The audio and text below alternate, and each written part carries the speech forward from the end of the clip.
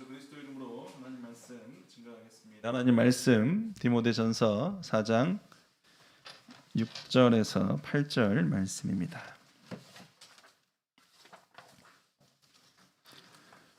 디모데전서 4장 6절에서 8절 말씀입니다.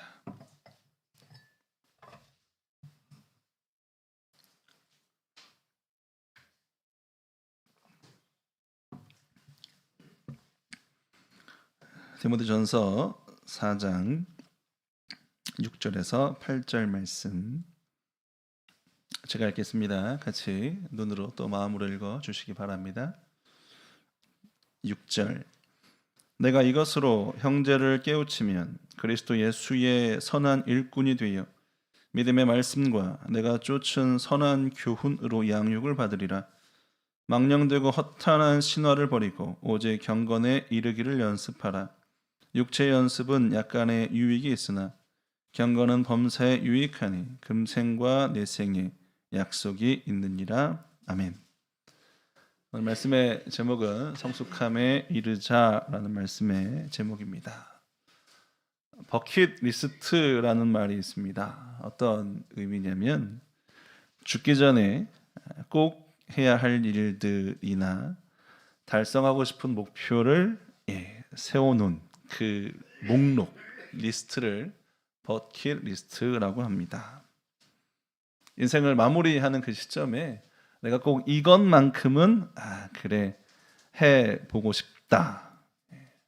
내가 이렇게 한번 인생의 마무리를 보내고 싶다. 물론 이 버킷리스트를 작성하는 사람들은 주로 이제 젊은 사람들이 많이 또 이 부분을 기록합니다. 3 회사에서 통계를 냈습니다.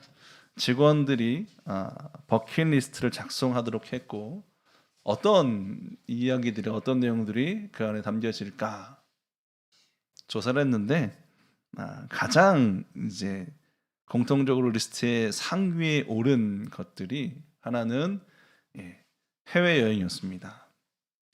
그리고 해외여행 중에 전 세계 일주 여행이 그 리스트에 상단에 올라갔어요. 내가 하고 싶은 것은 꼭 세계 일주 해봐야지 있다는 거예요. 또 상위에 있었던 게 사랑에 대한 부분도 있었습니다. 내가 정말 죽기 전에는 꼭 이러한 사랑을 해보리라. 또 어떤 것도 있었냐면 효도에 대한 부분도 있었습니다. 내가 그래 꼭 부모님께 받은 그 사랑을 돌려드려야지, 효도해야지. 그 외에 본인들의 상황에서 본인들의 환경 속에서 그들이 꼭 해보고 싶은 것들을 쭉 기록했어요. 그러면 우리가 한번 우리에게 묻고 싶습니다. 우리의 버킷리스트는 무엇이 있을까요? 믿음의 사람으로서 신앙인으로서 우리가 어떤 버킷리스트를 가지고 있을까?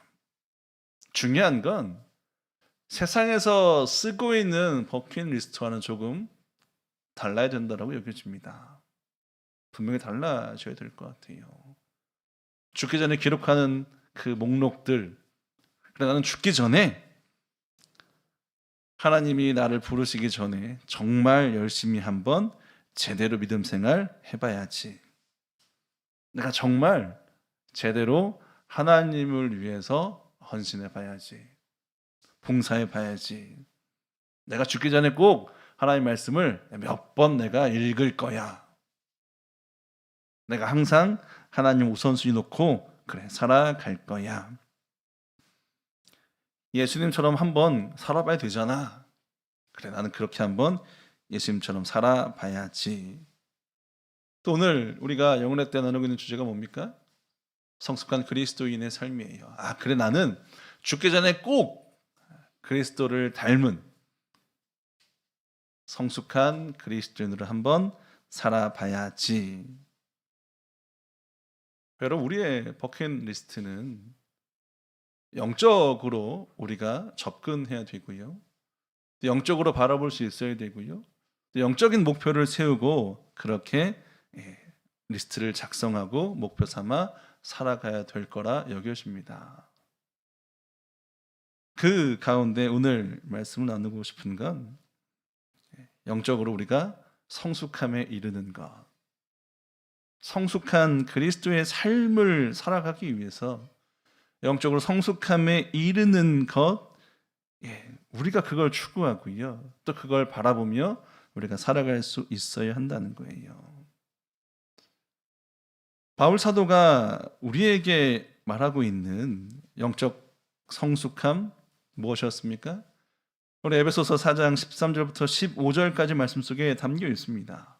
그리스도까지 자라가는 것, 그리스도 따라 살아가는 그 삶, 그리스도 안에서 온전해지는 것, 장성한 분량에 나아가는 것, 그것이 우리의 영적 성숙함에 이르는 성숙한 그리스도의 삶임을 말씀은 증거하고 있고, 또한 우리가 그렇게 살아가야 되리라 또 믿게 됩니다. 오늘 말씀 속에는 바울 사도가 디모데에게 당부하고 있고요, 디모데에게 특별히 이런 부분들에서 언급하고 있습니다. 7절, 8절 말씀 보시면 망령되고 허탄한 신화를 버리고 오직 경건에 이르기를 연습하라.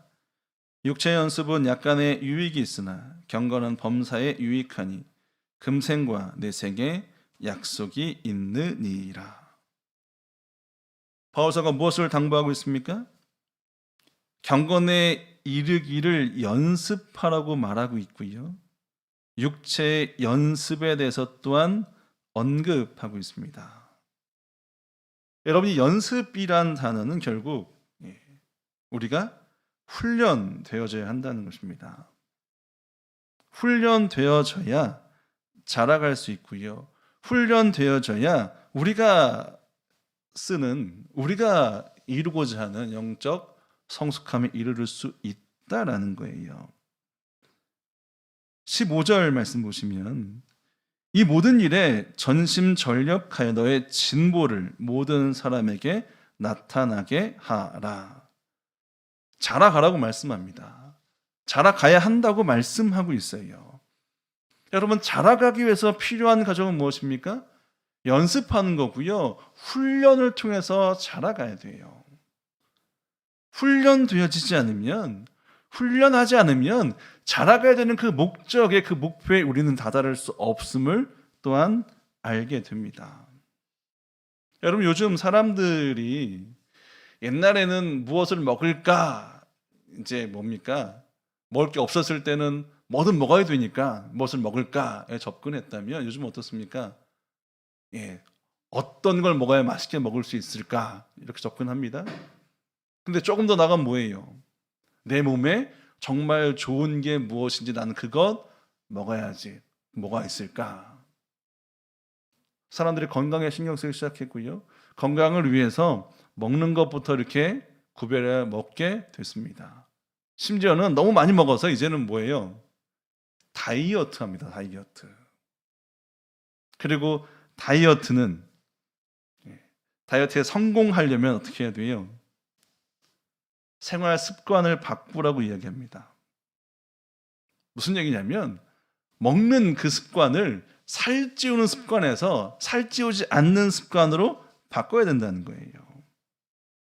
그리고 먹는 것만 조절하는 게 아니라 꾸준히 운동을 통해서 내 몸을 건강하게 만들어야 된다는 겁니다.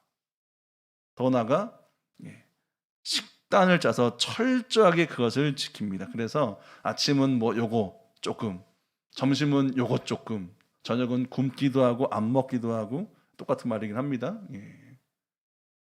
결국 이렇게 훈련을 통해서 만들어진 결과가 다이어트에 성공하는 결과예요. 여러분, 다이어트를 많은 사람이 도전합니다. 실제 그렇게 나는 다이어트 성공할 거야 라고 목표를 세우고 합니다. 하지만 전부 다 그 목표를 이룰까요? 그렇지 않습니다. 철저하게 나를 통제하고요, 나를 단련시켜서 그 계획대로 되어질 때 비로소 성공할 수 있습니다. 철저하게 그것을, 나를 그 다이어트에 맞춰야만 된다라는 거예요. 여러분 이게 나를 훈련하는 거잖아요. 훈련을 통해서 이루어지는 거지 않습니까? 오늘 바울이 뭘 말씀하고 있습니까?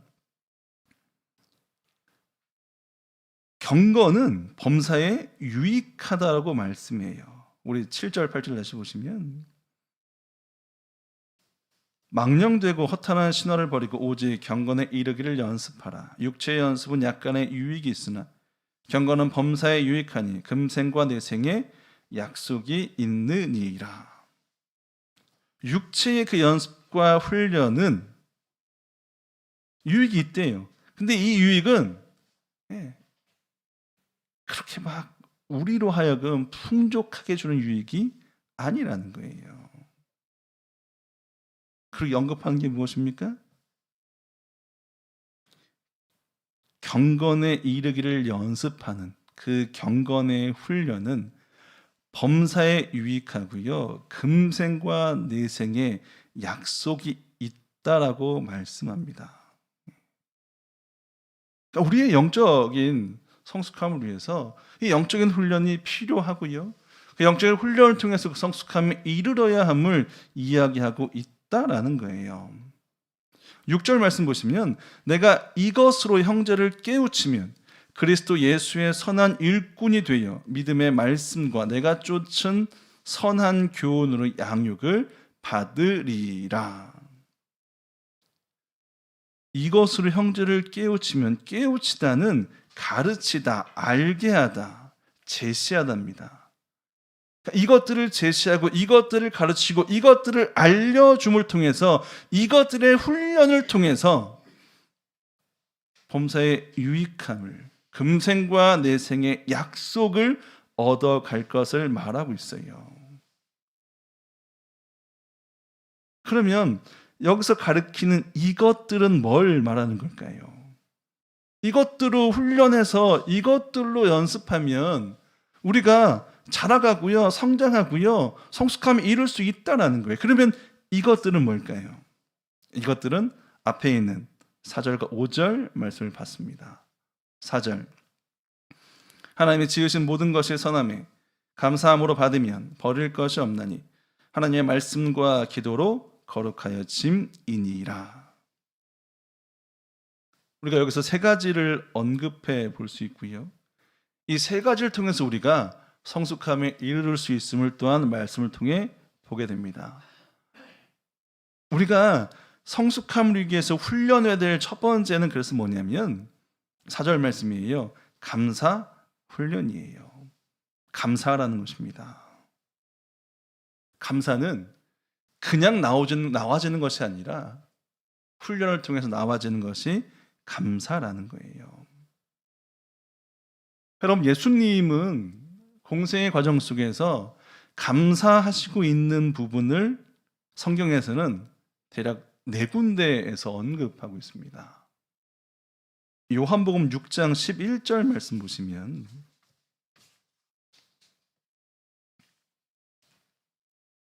요한복음 6장 11절입니다.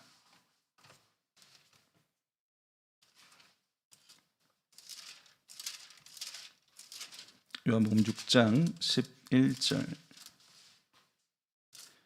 예수께서 떡을 가져 축사하신 후에 앉은 자들에게 나눠주시고 고기도 그렇게 저희의 원대로 주시이다. 오병이어의 기적에 대해서 말씀하고 있고 기록되어 있습니다. 5개의 떡, 2마리의 물고기, 그걸 놓고 이제 예수님이 하나님께 기도하시는 장면이 지금 11절 말씀이에요. 그 11절 말씀에 떡을 가져 축사하신 후에라는 그 축사라는 단어 안에 감사가 담겨 있습니다. 근데 지금 이 상황은 하나님이 이루어진 결과를 놓고 예수님이 기도하신 게 아니에요. 이루시기 전에 감사하고 있는 부분입니다. 아직 되어지지 않은 일, 그것 놓고 뭐예요? 예수님은 기도하고 있습니다. 지금 앞엔 몇 명이 앉아 있습니까? 5,000명이 앉아 있어요.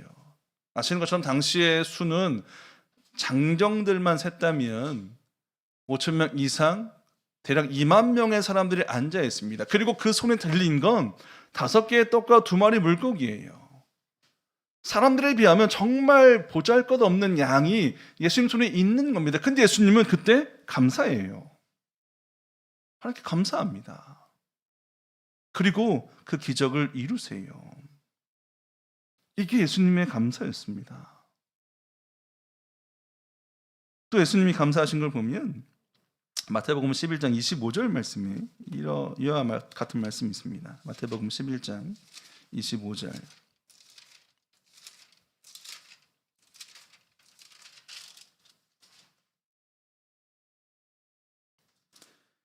그때 예수께서 대답하여 가라사대 천지의 주제이신 아버지여 이것을 지혜롭고 슬기 있는 자들에게 숨기시고 어린 아이들에게는 나타내심을 감사하나이다. 옳소이다. 이렇게 된 것이 아버지의 뜻이니이다. 어떤 상황이냐면 예수님이 복음을 전했습니다. 말씀을 증거했어요. 근데 이 말씀을 듣고 회개치 않았어요. 20절 예수께서 권능을 가장 많이 베푸신 고을들이 회개치 아니함으로 그때에 책망하시되 회개하지 않은 일들이 일어나고 있었고요. 지금 이 상황에서 예수님은 감사 말씀을 하고 있습니다. 감사하며 기도하고 있어요. 기대했던 일이 이루어지지 않았음에도 예수님은 감사하세요. 감사하셨습니다. 세 번째 요한복음 11장 말씀 보시면 나사로의 죽음, 그 죽음을 살리시는 과정에서 역시 아직 살아나지 않은 그 나사로를 향해서 예수님이 기도하세요. 하나님께. 그리고 먼저 감사하세요. 되어지지 않은 것에 감사하시고 기도하시면서 응답하여 주실 것을 믿고 감사하며 기도하더라는 거예요. 네 번째는 언제입니까? 최후의 만찬 때예요. 최후의 만찬입니다. 예수님 십자가 지실 것을 알고 계셨고요. 그리고 그 상황에서 제자들과 함께 성찬을 나누세요. 그때 예수님은 감사하며 기도합니다. 결국 예수님이 하고 있는 공생 속의 감사는 우리가 알고 있는 감사와는 달라요. 우리는 언제 감사합니까? 뭔가 우리가 원했던 게 이루어졌을 때, 뭔가 내가 원한 그 결과를 내가 받았을 때. 무슨 말이냐면 조건부적인 감사예요.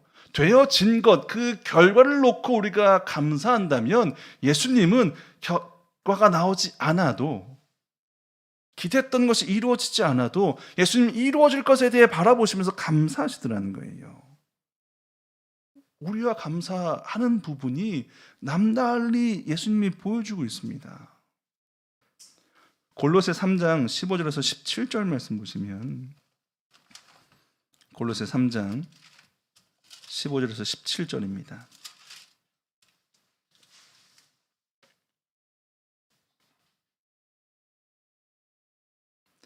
골로새 3장 15절에서 17절 말씀.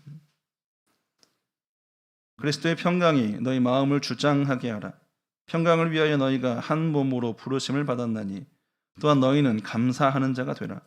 그리스도의 말씀이 너희 속에 풍성히 거하여 모든 지혜로 피차 가르치며 권면하고 시와 찬미와 신령한 노래를 부르며 마음에 감사함으로 하나님을 찬양하고 또 무엇을 하든지 말에나 일에나 다 주 예수의 이름으로 하고 그를 힘입어 하나님 아버지께 감사하라. 항상 감사할 것을 말씀합니다. 감사하라고 당부하고 있어요.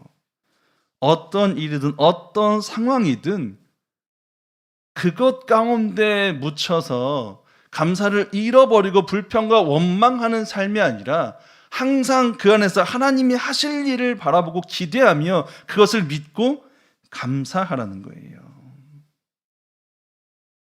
여러분, 이런 감사가 단번에 나오는 감사일까요? 단번에 나올 수 없는 감사예요. 감사의 훈련이, 감사 연습이 계속 되어진 뒤에야 그때에 비로소 이와 같은 감사를, 어떤 일, 어떤 상황에도 불평하지 않고 감사를 할 수 있다는 겁니다. 왜? 그 하나님이 이루어 주실 일을 믿고 있기 때문에, 하나님 반드시 해줄 것을 기대하고 있기 때문에. 계속 골로새서 말씀 보시면 3장 18절, 아내들아 남편에게 복종하라. 이는 주 안에서 마땅하니라. 남편들 아내를 사랑하며 괴롭게 하지 말라. 자녀들의 모든 일에 부모에게 순종하라. 이는 주 안에서 기쁘게 하는 것이라. 아비들아 너희 자녀를 경록해 말지니 낙심할까 함이라. 종들아 모든 일에. 지금 대상들을 하나하나씩 가르치고 있습니다. 그리고 그 대상들에게 마땅히 할 바를 다 하라는 거예요. 23절, 무슨 일을 하든지 마음을 다하여 주께 하듯 하고 사람에게 하듯 하지 말라.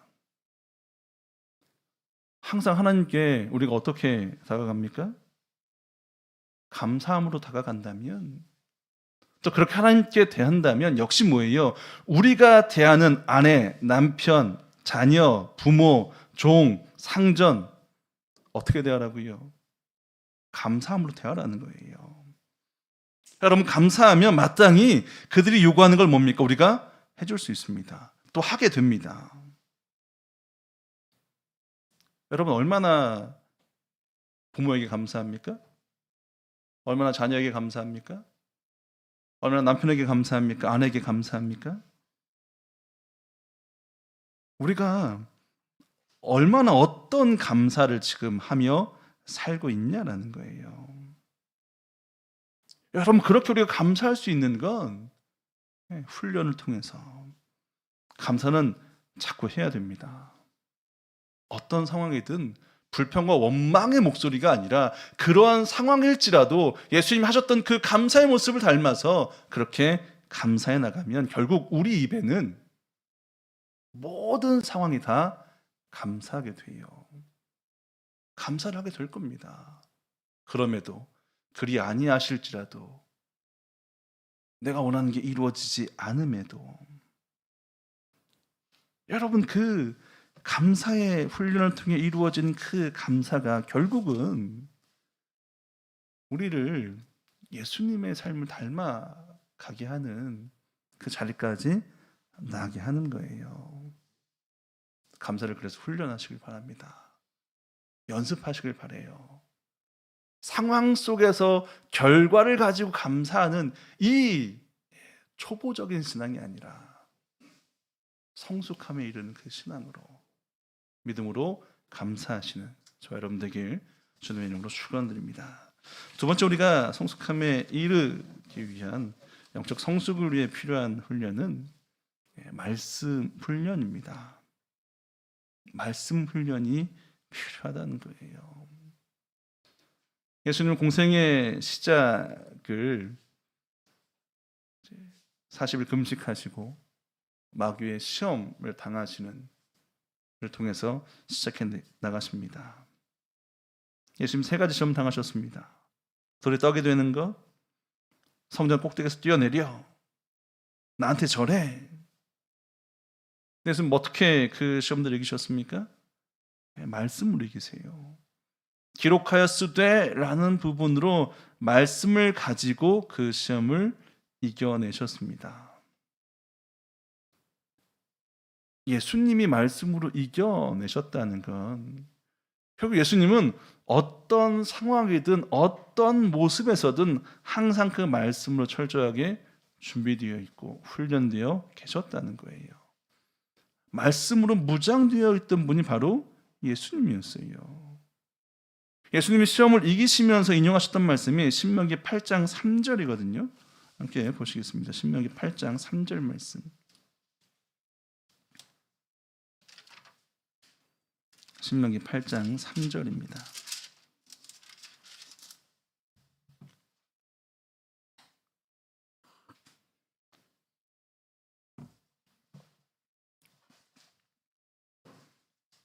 신명기 8장 3절입니다.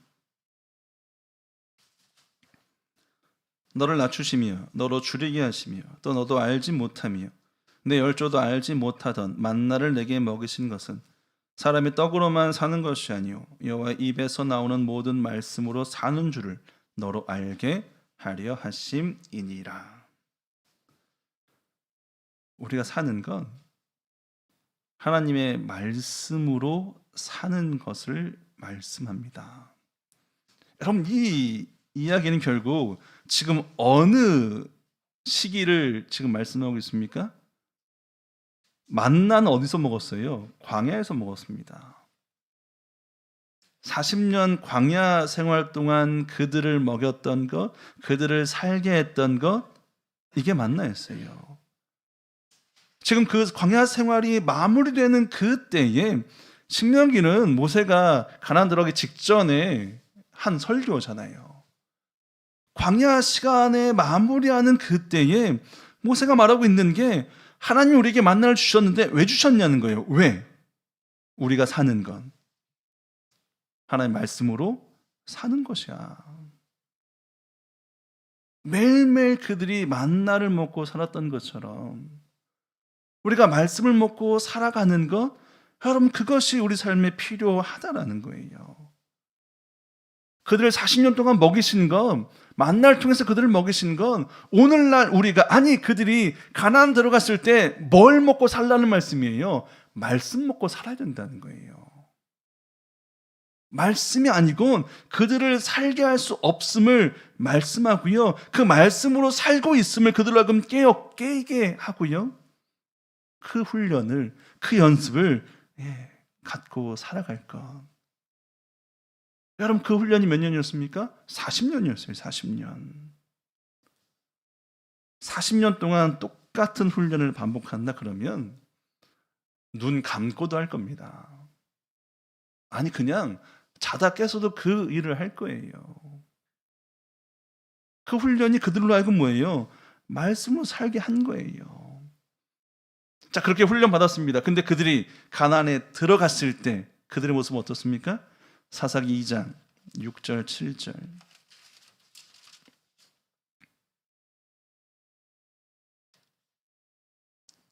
사사기 2장 6절 7절입니다. 전에 여호수아가 백성을 보내매 이스라엘 자손이 각기 그 기업으로 가서 땅을 차지하였고, 백성이 여호수아의 사는 날 동안과 여호수아 뒤에 생존한 장로들 곧 여호와께서 이스라엘을 위하여 행하신 모든 큰 일을 본 자의 사는 날 동안에 여호와를 섬겼더라. 가나안 들어갔습니다. 근데 그들이 그곳에서 뭐예요? 여호와를 섬기며 살아가더라는 거예요. 근데 어느 때까지 그들이 그렇게 살아갑니까? 여호수아가 사는 날 동안, 그리고 여호수아 뒤에 생존한 장로들, 하나님이 이스라엘을 위해 행하신 모든 일을 경험했던, 광야의 그 모든 삶을, 훈련을 경험했던 그들이 살아있는 동안은 여호와를 섬기며 살아가요. 말씀 따라 살아가는 거예요. 근데 10절 말씀 보시면 그 세대 사람도 다 그 열조에게로 돌아갔고, 그 후에 일어난 다른 세대는 여호와를 알지 못하며 여호와께서 이스라엘을 위하여 행하신 일도 알지 못하였더라. 근데 그 다음 세대는, 훈련되지 않았던 그들은 어떻게 합니까? 여호와를 행하신 일도 알지 못했대요. 11절 12절. 이스라엘 자손이 여호와의 목전에 악을 행하여 바알들을 섬기며 애굽 땅에서 그들을 인도하여 내신 그 열주의 하나님 여호와를 버리고 다른 신 곧 그 사방에 있는 백성의 신들을 쫓아 그들에게 절하며 여호와를 진노하게 하였으되. 하나님을 버립니다. 다른 신을 섬겨요. 악을 행하고 죄를 짓습니다. 왜 그들이 지금 이 상태까지 됐습니까? 그들이 뭐가 없었어요? 말씀의 훈련의 시간이 없었습니다. 그 시간이 없었어요.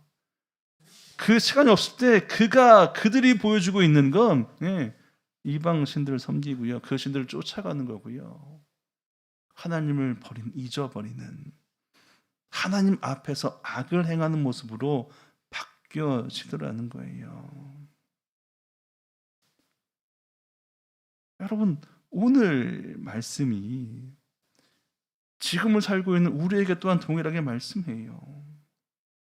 여러분, 지금 우리가 말씀으로 훈련되지 않으면, 말씀으로 자라가지 않으면 우리는 결국 누구의 말을 듣게 됩니까? 세상의 말을 듣게 되고요. 세상의 말은 결국 그 뒤에 누가 있는 겁니까? 사단이 있는 거잖아요. 사단이 계속 말하고 있는 거예요.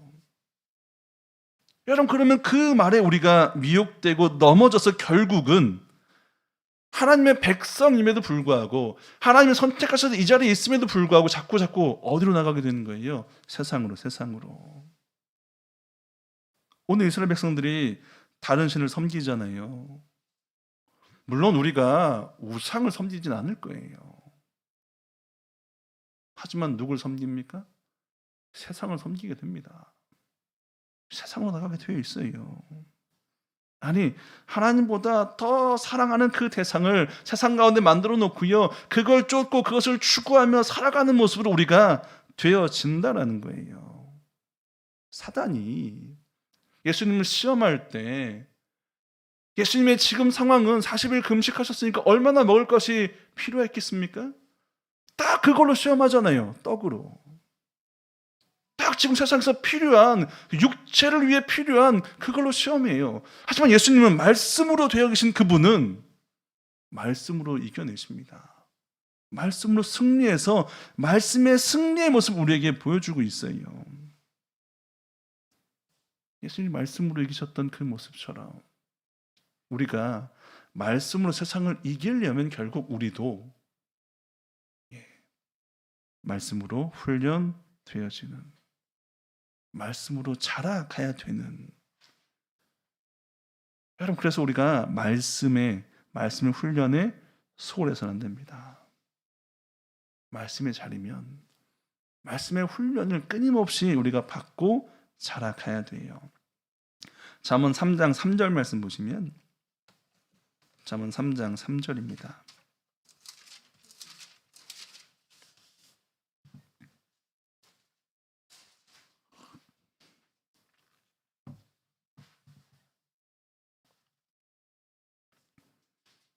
잠언 3장 3절.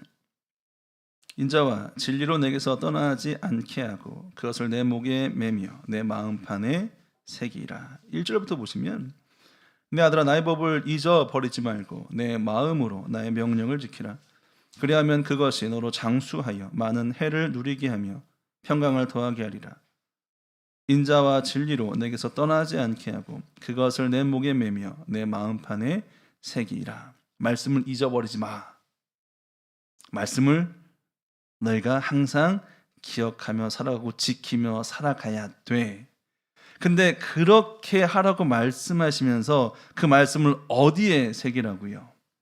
마음판에 새기래요. 여러분, 왜 마음판에 새기라고 말씀할까요? 여러분, 이 판이라는 그 단어는 금속, 돌, 나무 등으로 된 서판을 말해요. 예를 들어서 철판에 말씀을 새겨 넣습니다. 돌에 말씀을 새겨 넣어요. 여러분, 이게 쉬울까요? 어려울까요? 물론 지금은 도구가 있습니다. 그래서 언제든지 도구를 쓰면, 기계를 쓰면 금속이든 돌이든 써 넣을 수 있습니다. 쉽게 됩니다. 하지만 이때는 있었습니까? 아마 돌에 말 한자 쓰는 게 정말 어렵고 힘든 일이었을 거예요. 그 단단한 쇠에다가 글자 하나 쓰는 거 정말 힘들고 어려운 일이었을 거예요. 많은 시간이 투자됐어야 되고요, 많은 노력이 되었어야만 써질 수 있는 게 그 판이었습니다. 결국 어떻게 하라는 거예요? 우리의 마음판에 새기는 그 말씀을 계속 시간이 걸리고 노력이 걸리고 오래도록 그렇게 새겨 놓는 훈련을 통해서 새겨 놔야 한다는 거예요. 그래야 거기서 떠나지 않고요, 그 말씀을 잊어버리지 않고요. 왜? 그렇게 힘들게 새겨졌으니까 그 말씀대로 살아가게 된다는 거예요. 또 이 마음은 어떻습니까? 여러분, 마음이 아침의 마음과 오후의 마음과 저녁의 마음이 같을까요, 다를까요? 같을 수도 있지만 대부분 뭡니까? 변합니다. 또 귀가 얇은 사람들은 어때요? 쉽게 그 말에 흔들려요. 근데 그런 마음 가운데도 흔들리지 않는 마음이 있습니다. 우리는 그걸 쉽게 자존심이라고 얘기해요. 나로 하여금 나 되게 하는 것. 그래, 이것만큼은 절대 안 돼. 어디서 나와요? 마음에서 나옵니다. 마음에서 나와요. 근데 마음판의 색이라는 건 나를 절대 나는 이것만큼 용서할 수 없어. 이것만큼 내가 허용할 수 없어.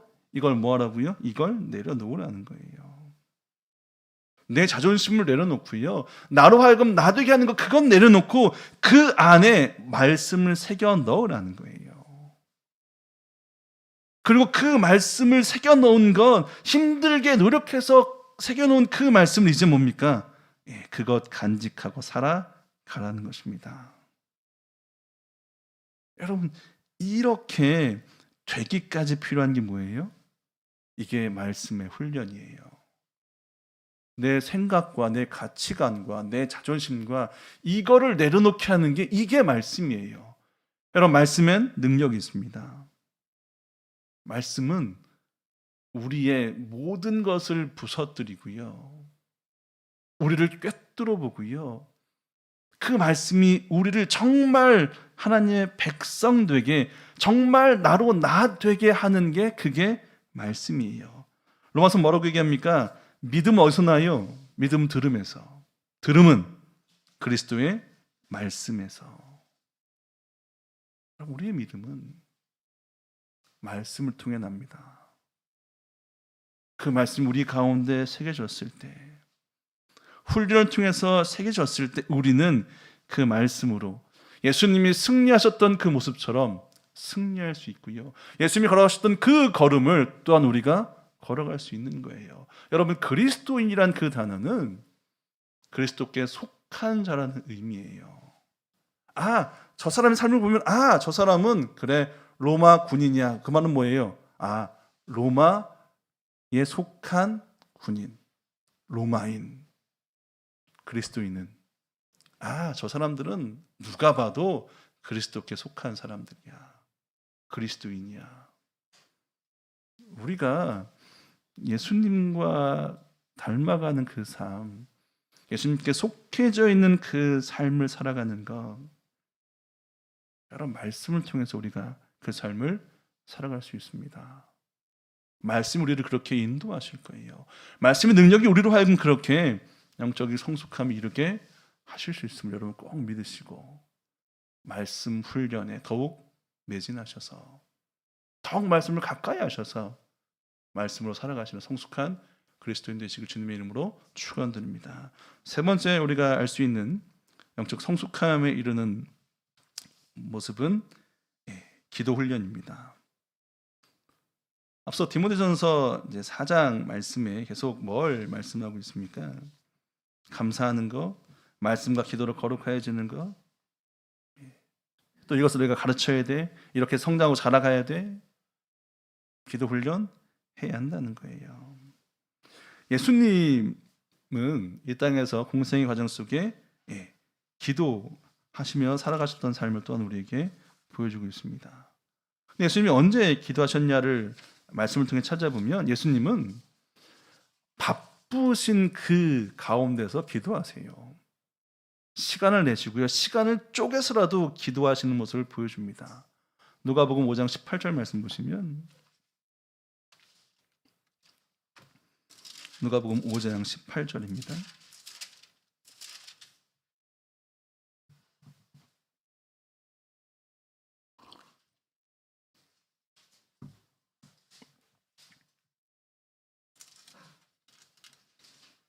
(16절입니다) 누가복음 5장 16절.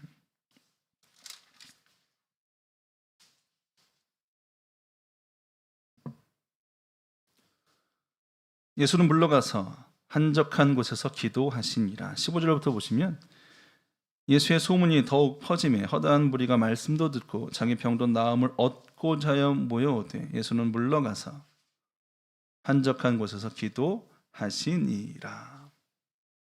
말씀의 배경은 예수님이 공생의 사역을 하시는 모든 일들을 사람들이 듣고 점점 많이 모여들기 시작합니다. 예수님이 바빠지셨어요. 예수님 그 바쁘신 과정 속에서 일부러 한적한 곳을 찾으셨고요. 거기서 뭐 하세요? 기도하십니다. 기도하세요. 우리는 바쁨을 이유로, 바쁨을 핑계로 마땅히 우리가 그리스도인으로서 해야 되는 부분도 하지 않는 모습을 보여줍니다. 근데 예수님은 뭐예요? 바빠서 더 기도하셨다는 거예요. 바빠서 더 기도하셨다는 겁니다. 또 예수님은 하나님과의 영적 교제, 만남, 관계를 위해서 기도하세요. 우리 변화산 사건이라고 이야기하는 부분이 있습니다. 물론 그 기도하신 사람이 변화산은 아니긴 해요. 하지만 변형되신 모습을 표현하면서 그렇게 이야기하거든요. 근데 이 배경이 언제냐면 예수님의 공생에 점점 나아가고 있을 때, 그때 예수님이 하나님과의 만남, 그 교제를 위해서 기도의 자리를 찾으시고요. 그 기도하러 나가세요. 예수님의 기도는 또 언제 했냐면 결단의 시기에 예수님 기도하세요. 결단의 시기, 예수님이 결단하신 일은 마지막 십자가 그 사건 앞에서 결단하실 때 기도하십니다. 아시는 것처럼 이 잔을 옮겨 주세요. 하지만 내 뜻이 아니라 아버지의 뜻대로 되게 하여 주세요. 누가복음 22장 44절 말씀 보시면, 누가복음 22장 44절입니다.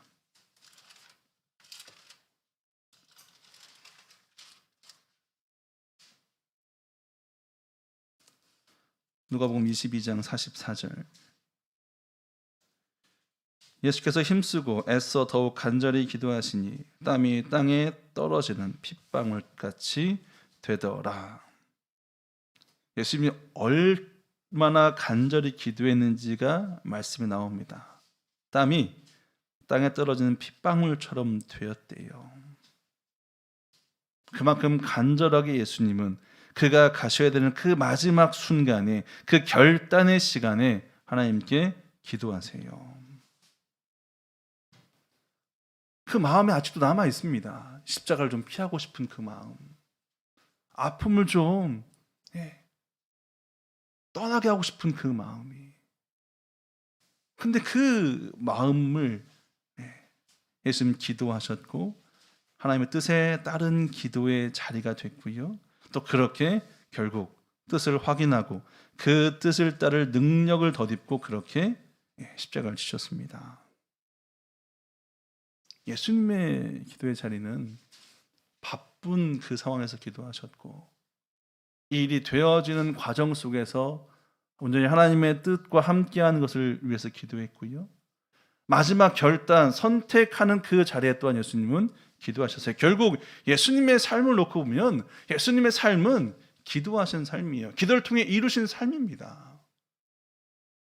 여러분, 그 기도의 삶을 통해서 결국 예수님은 예수님의 길을 걸어가셨다면 결국 그 삶을 닮아가고 있는 우리 역시 기도의 삶을 통해서, 기도의 훈련을 통해서 그 삶을 살아내야 한다는 거예요.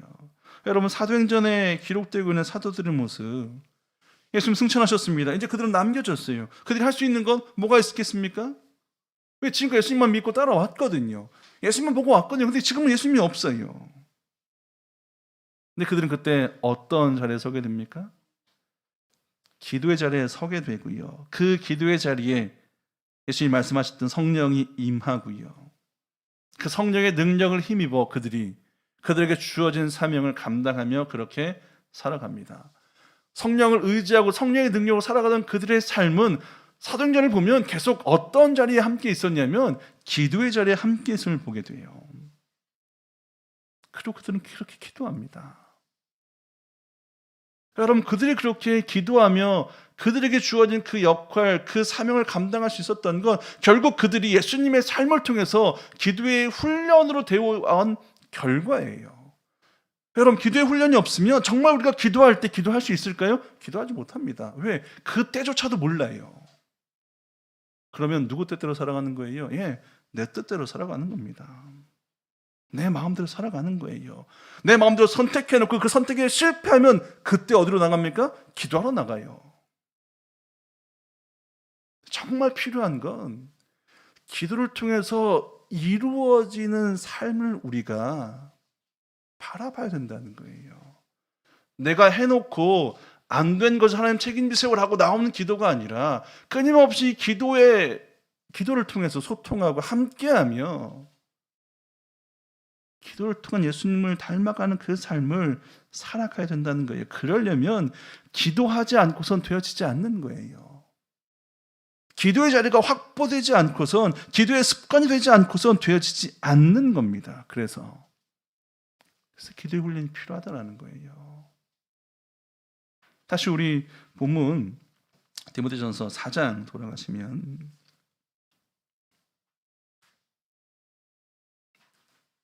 디모데전서 4장 6절 내가 이것으로 형제를 깨우치면 그리스도 예수의 선한 일꾼이 되어 믿음의 말씀과 내가 쫓은 선한 교훈으로 양육을 받으리라. 망령되고 허탄한 신화를 버리고 오직 경건에 이르기를 연습하라.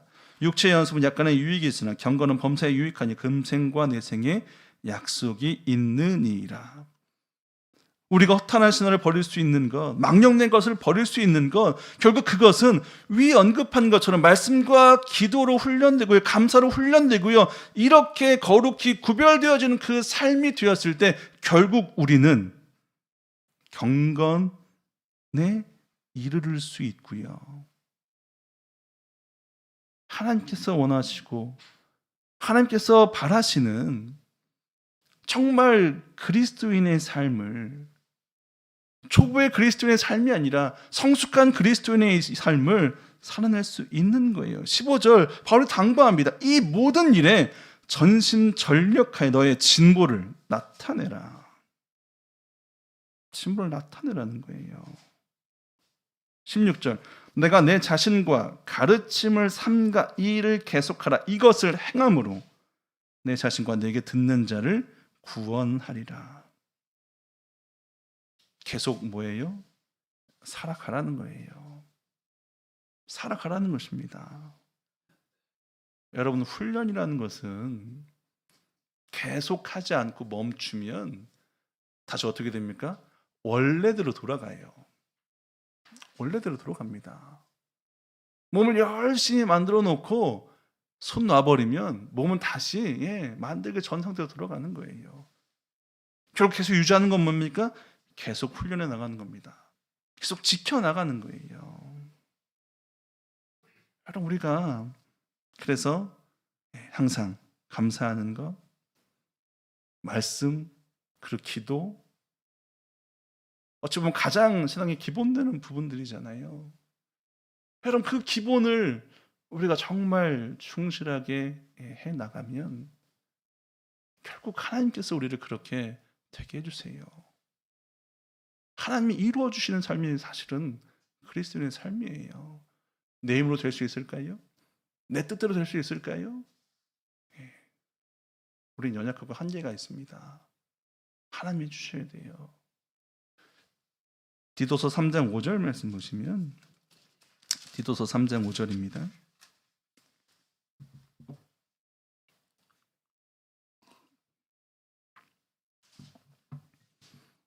디도서 3장 5절 우리를 구원하시되 우리의 행한 바 의로운 행위로 말미암지 아니하고 오직 그의 궁휼하심을 쫓아 중생의 씻음과 성령의 새롭게 하심으로 하셨나니. 우리를 구원하시는 것, 중생의 씻음, 성령의 새롭게 하심, 물과 성령으로 우리를 구원하시는 것 우리가 믿고 있습니다. 또 그렇게 우리가 구원받았습니다. 근데 중요한 건 성령은 새롭게 하세요. 새롭게 하십니다. 죄인된 우리를 죄에서 벗어나서 구원에 이르게 새롭게 하시는 것 성령이고요. 또한 우리로 하여금 항상 새롭게 되게 하시는 건 역시 뭡니까? 성령이에요. 우리는 성령을 어떻게 이해하냐면, 또 어떻게 활용하고 있냐면 기도할 때만 활용합니다. 우리 기도할 때 어떻게 기도합니까? 성령으로 기도하잖아요. 근데 기도할 때만 쓰고 있는 게 성령이라고 생각돼요. 성령은 항상 우리 안에서 우리와 함께하고 있고 언제든지 우리가 그 성령을 통해 살아가야 되는데 항상 기도할 때만 성령을 가지고 기도해요. 여러분, 우리의 삶이 옛 구습을 쫓고요, 옛 욕심을 따라가는 그 삶을 다시 예수님을 쫓아가는 삶으로 바꾸는 건, 이건 성령이 새롭게 해주셔야만 되는 일이에요. 성령의 능력이 있으셔야만 되는 일이에요. 우리가 항상 주 안에서 기뻐할 수 있는 건 내가 찾는 기쁨이 아니라 성령께서 찾게 해주셔야 되고 성령께서 보여주셔야만 우리가 그 기쁨을 누리며 살 수 있는 거예요. 성숙한 건 말씀의 지식에 자라가야 됩니다. 섬김의 실천해야 돼요. 또 성령으로 강해져야 되는데 결국 성령의 힘으로 되어지고 성령의 능력으로가 아니면 이루어질 수 없는 부분이에요. 여러분, 성숙한 그리스도인은 내 능력을 의지하는 사람이 아니에요. 내 뜻을 가지고 살아가는 사람이 아니에요.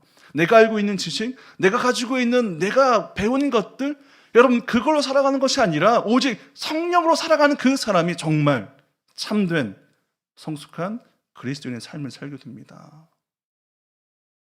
우리에게 주신 이 성령을 여러분 항상 의지하고요, 그 성령의 뜻대로 살아가는, 성령이 인도하신 대로 살아가는 그 삶을 우리가 살아갈 때 참된 성숙한 그리스도인의 삶이 우리에게 나타나지고요, 사람들이 우리를 볼 때 저 사람은 그리스도인이야 라고 인정되고 불려지게 될 겁니다. 여러분, 그리스도인이라고 불려진 건 그들이 나는 그리스도인이라고 나타나서가 아니에요. 사람들이 그들의 삶을 통해서 그렇게 부른 거예요. 불려진 것입니다. 여러분, 예수님께서 죽으시기 전에 제자들에게 뭐라고 말씀해요? 내가 올라가는 게 너희한테 유익이라는 거예요. 왜? 그래야 뭐가 옵니까? 보혜사 성령이 오니까. 성령이 너희와 함께 하실 거고 너희를 끝까지 지켜주셔서 끝까지 새롭게 새 사람 되게 그 능력이 이루시니까. 그래서 그게 유익이라고 말씀하고 있잖아요. 바로 그래서 성령을 통해서 성령의 능력을 힘입고 성령을 의지해서 성숙한 그리스도인으로서 그리스도인의 삶을 따라가고 닮아가는 귀한 삶 사시는 저와 여러분 되길 주님의 이름으로 축원드립니다. 묵도하시겠습니다. 할렐루야. 아멘.